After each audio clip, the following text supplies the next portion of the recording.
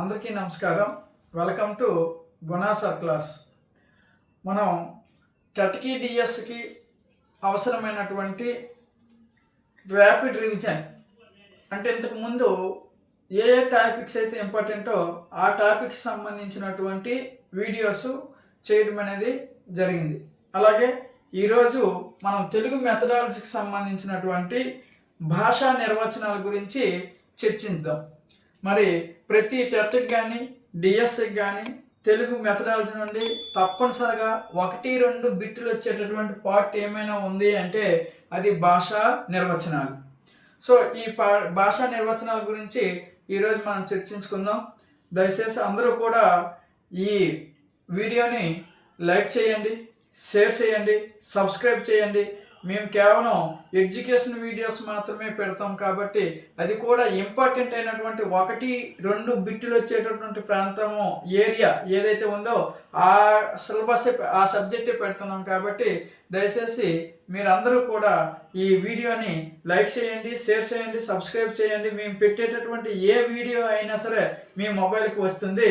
మరి ఈరోజు మనం భాషా నిర్వచనాల గురించి తెలుసుకున్నట్లయితే భాష అనేది దేనికి ఉపయోగపడుతుంది అంటే భావ వ్యక్తీకరణకు, భావ గ్రహణానికి ఉపయోగపడుతుంది.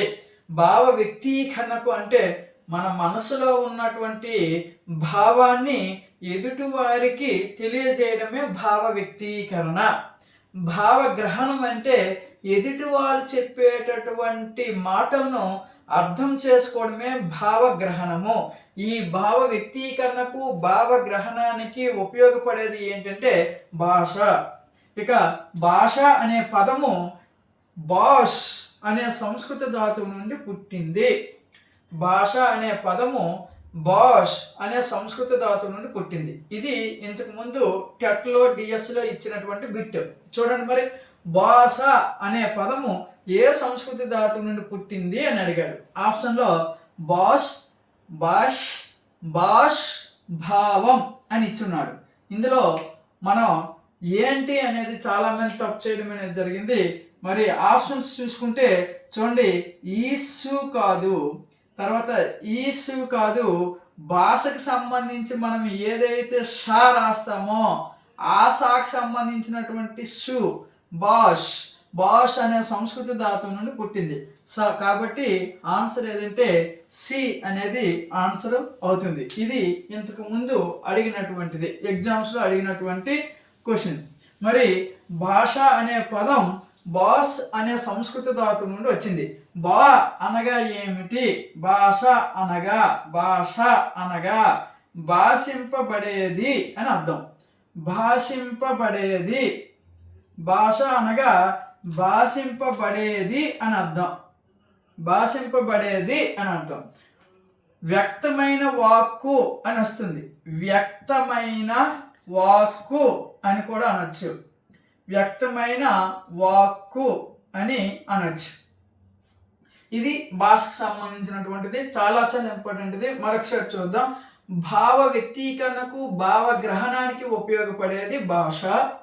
భాష అనే పదం బాష్ అనే సంస్కృత ధాతువు నుండి పుట్టినది. భాష అనే పదము ఏ సంస్కృత ధాతువు నుండి పుట్టిందని ఇంతకు ముందు అడిగాడు. అలాగే భాష అనగా భాషింపబడేది లేదా వ్యక్తమైన వాక్కు అని అర్థం. మరి భాష అనగా భాషింపబడేది అని చెప్పుకున్నాం. భాష అనగా భాషింపబడేది అని చెప్పుకున్నాం. భాషింపబడేది, దీన్ని భాష్యతేతి భాష అని అంటారు. భాష్యతేతి భాష, భాష్యతేతి భాష అంటే అర్థము భాషింపబడేది అని అర్థం. భాష్యతేతి భాష అంటే భాషింపబడేది అని అర్థం. అనడానికి అవకాశం ఉన్నది. చూడండి, భాష్యతేతి భాష అనగా ఏమంటే భాషింపబడేది. భాషింపబడేది అనగా భాష. భాష అనేది ఏ సంస్కృత ధాతువు నుండి వచ్చింది? బాష్ అనే సంస్కృత ధాతువు నుండి వచ్చింది. అలాగే లాంగ్వేజ్, లాంగ్వేజ్ అనే ఇంగ్లీష్ పదం ఏ భాషా పదం నుండి పుట్టింది, ఏ భాషా పదం నుండి పుట్టింది అని అడుగుతాడు. భాష, లాంగ్వేజ్ అనే ఇంగ్లీషు భాషా పదం ఏ భాషా పదం నుండి పుట్టింది? లాంగ్వేజ్ అనే భాషా పదం లింగ్వా అనే లింగ్వా అనే లాటిన్ పదం నుండి పుట్టింది. ఏ పదం నుండి అండి? లాటిన్ పదం నుండి పుట్టింది, గుర్తుంచుకోవాలి. లాంగ్వేజ్ అనే ఆంగ్ల పదము ఏ భాషా పదం నుండి పుట్టింది అంటే లాటిన్ అనే భాషా పదం పుట్టింది. లాటిన్లో లింగ్వా అంటారు, గుర్తుంచుకోండి. లాంగ్వేజ్ లాటిన్, లాంగ్వేజ్ ఇప్పుడు లేట్గా వస్తుంది. లాటిన్ అంటే లేట్, గుర్తుంచుకోవడానికి చూస్తున్నాం. ఓకే, మరి భాషా నిర్వచనాల్లో ఇక్కడ ఈ 7 నిర్వచనాలు, ఈ 7 నిర్వచనం నుండి కంపల్సరిగా ఒక బిట్ అనేది అడగడం జరుగుతుంది. చూద్దాం ముందు, ఆ తర్వాత దీనికి ట్రిక్ ఎలా సింపుల్ గుర్తించుకోవాలనేది తర్వాత చూద్దాం. ఒకటో సూత్రం చూసినట్లయితే భావ వ్యక్తీకరణకు ఉపయోగపడే అర్థవంతమైన శబ్ద సముదాయమే భాష. మరొకసారి చెప్తున్నాను, భావ వ్యక్తీకరణకు ఉపయోగపడే అర్థవంతమైన శబ్ద సముదాయమే భాష అని ఎవరు అన్నారు అంటే భాషావేత్తలు.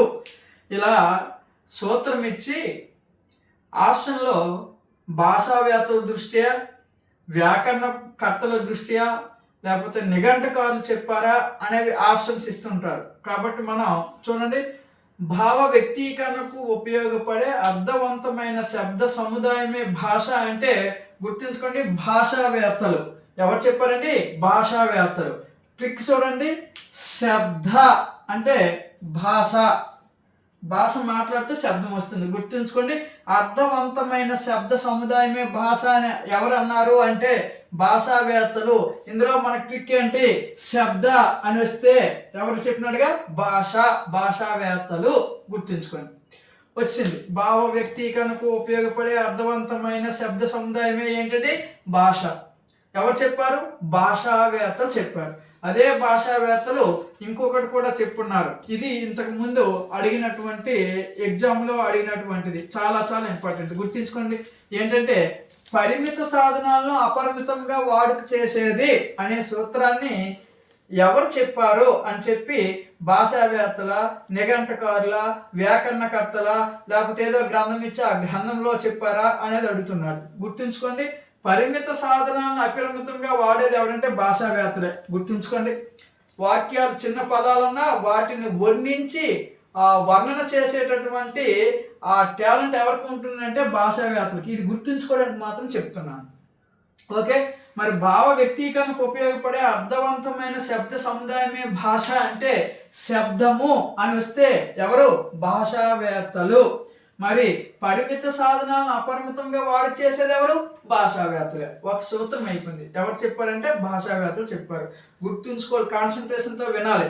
వీడియోని మనము టిక్ చేసి చూసాము అంటే, వీడియోని ఓపెన్ చేసాము అంటే ఏదో కాలక్షేపం చూసినట్టు కాకుండా ప్రతి వీడియోలో ఏదో ఒక చిన్న పాయింట్, మంచి పాయింట్, మనకు ఉపయోగపడే ఎడ్యుకేషనల్ వీడియోస్లో మనకు ఉపయోగపడే మంచి పాయింట్స్ చెప్తుంటారు. ఆ మంచి పాయింట్ని మనం వింటున్నానే మాయలో మీరు వినకుండా టైం వేస్ట్ చేసుకుంటే నష్టం కలుగుతుంది. కంపల్సరిగా ప్రతి ఒక్కరు మంచి వీడియో చేస్తారు. ఆ వీడియోని చూడండి, ఏకాగ్రత వినండి. ఏకాగ్రత విన్నప్పుడు అంటే ఇప్పుడు నేను చెప్పేటప్పుడు ఒకవేళ ఇది కానీ మీరు ఏకాగ్రతగా విన్నట్లయితే మరి మీరు ఏ పుస్తకం తీసి కూడా చదవాల్సిన అవసరం లేదు. నేను చెప్పేటప్పుడు 1-2 సార్లు మీరు మనసులో అనుకుంటే అయిపోతుంది. శబ్దము వచ్చింది, అర్థవంతమైన శబ్ద సముదాయమే భాష అన్నారు ఎవరు? భాషావేత్తలు. శబ్దము వచ్చింది, భాషావేత్తలు. శబ్దం వచ్చింది, భాషావేత్తలు.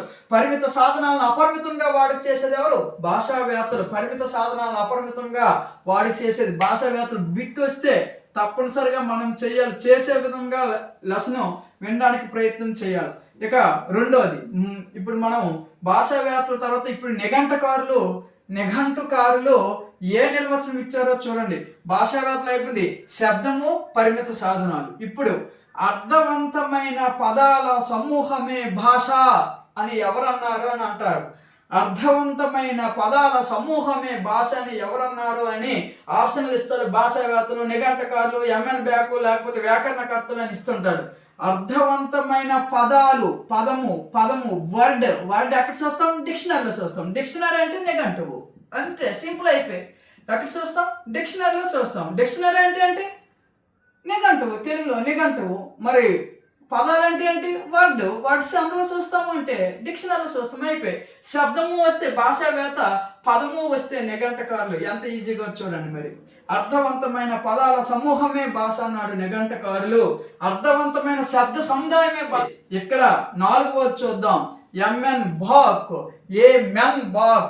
MN Bach. ఇంతకుముందు ఎంఎన్ బాక్ కాదు, ప్రాచీన పుస్తకాలు అంటే పాత పుస్తకాలు బాచ్ అని అనేవాళ్ళు. ఎంఎన్ బాచ్ అని పేరు. ఇప్పుడు కొత్త పుస్తకంలో, కొత్త డిఎస్సి మెథడాలజీ బుక్లో ఎంఎన్ బాక్ అని ఉంది. మరి అతను ఏమి ఇచ్చాడో చూడండి. భాష అనంతమైన వాక్యాల సమూహము అన్నాడు. భాష అనంతమైన వాక్యాల సమూహము అన్నాడు Emmon Bach. Emmon a man అనుకుంటే ఈ మ్యాను అనంతమైన వాక్యాలు మాట్లాడుతూ ఉంటాడు, గుర్తుంచుకోండి. ఎంఎన్ అనంతమైన వాక్యాల సమూహమే భాష అన్నాడు ఎంఎన్ బాక్ లేదా ఎంఎన్ బాచ్. అనంతమైన వాక్యాలు. శబ్దము వస్తే భాషావేత్తలు, పదాలు వస్తే డిక్షనరీ. పదాలు ఎక్కడ ఉంటాయి? డిక్షనరీలో ఉంటాయి. అనంతమైన వాక్యాలు అంటే ఏ మ్యాన్ బాక్. కానీ మనం గుర్తు ఏ మ్యాన్ ఏం చేస్తున్నాడు? అనంతమైన వాక్యాలు మాట్లాడుతున్నాడు. అయిపోయింది 4వది. 5వ భాష చూడండి, ఎంత సింపుల్ నిర్వచనం. 5వ నిర్వచనం చూడండి. 5వ నిర్వచనం నోమ్ చామ్స్కీ చెప్పినటువంటిది. మన సైకాలజీలో చెప్తుంటారు నోమ్ చామ్స్కీ. అతను ఇచ్చినటువంటి నిర్వచనమే. భాష అనేది ప్రత్యేక నియమాల ఆధారంగా నిర్మించిన ప్రత్యేక వాక్యాల సముదాయం అన్నాడు. ప్రత్యేక వాక్యాల సముదాయం. ఇక్కడ ఎంఎన్ బాక్ అనంతమైన వాక్యాల సమూహం అంటే ఇక్కడ ప్రత్యేక వాక్యాల సముదాయం. నోమ్ చామ్స్కీ నోమ్ స్పెషల్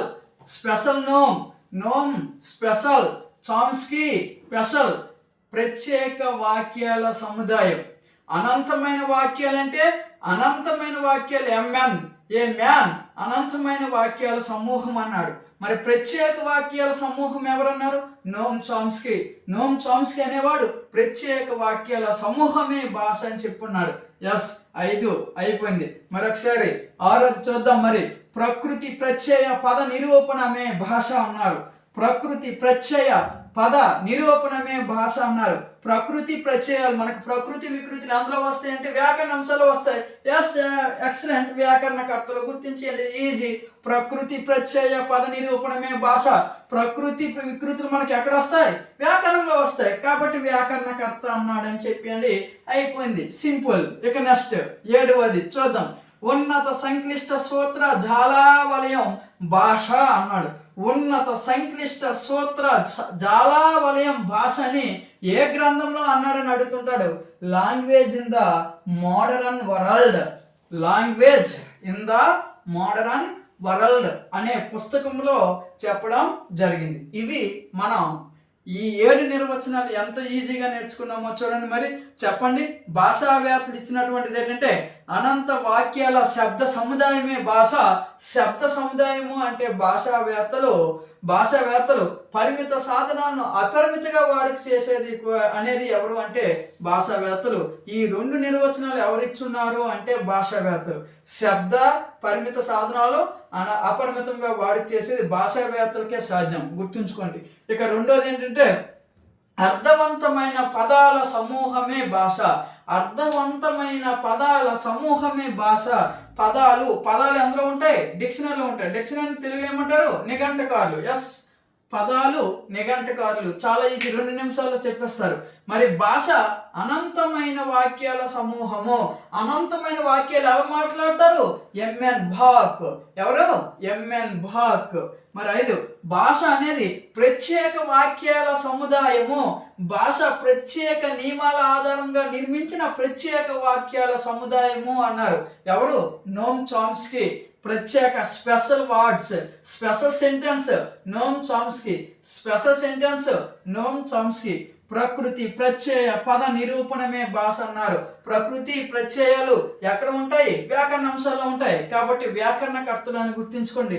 ఉన్నత సంక్లిష్ట సూత్ర జాలావలయం భాషని ఏ గ్రంథంలో అన్నారు అంటే language in the modern world. ఇవి మనకి ఈ 7 నిర్వచనాలు చాలా చాలా ఇంపార్టెంట్ అయినటువంటివి. గుర్తుంచుకోండి. శబ్దము అని వచ్చింది అనుకోండి భాషావేత్తలు అని గుర్తుంచుకోండి. పదము అని వచ్చింది అనుకోండి నిఘంటుకారులు అని చెప్పుకోండి.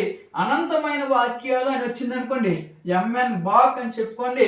ప్రత్యేక వాక్యాలు అని అన్నాడు అనుకోండి నోమ్ చామ్స్కీ అని రాయండి. ప్రకృతి ప్రత్యయాలు అన్నాడు అనుకోండి వ్యాకరణకర్తలని రాయండి. ఉన్నత సంక్లిష్ట సూత్ర జాలావలయం భాష అని అన్నది ఎవరు అంటే language in the modern world. ఇవి మనం ఒక్కసారి సూత్రాలను చక్కగా చదవండి. భావ వ్యక్తీకరణకు ఉపయోగపడే అర్థవంతమైన శబ్ద సముదాయమే భాష అని ఎవరు అన్నారు అంటే భాషావేత్తలు. మరి మీరు మనసులో 1-2 సార్లు అనుకోవాలి. మరి పరిమిత సాధనాలను అపరిమితంగా చేసేది ఎవరు అంటే భాషావేత్తలు.